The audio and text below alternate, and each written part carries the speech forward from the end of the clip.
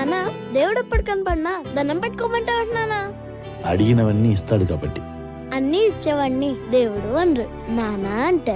నువ్వు కన్న కలలే నిజమవుతాయి చూడు, అందుకే ఉన్నాడు ఈ నాన్నే తోడు. దశరథ మహారాజే నాన్నై పుట్టాడు, నువ్వు రాముడంత ఎదగరనేడు.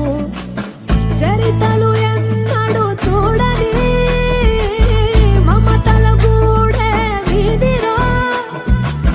సంపద అంటే ఏదో కాదురో, ఇంతకు మించి అది లేదురో. రేలా రేలా రేలా రేలా నీదే నింగి నేలా.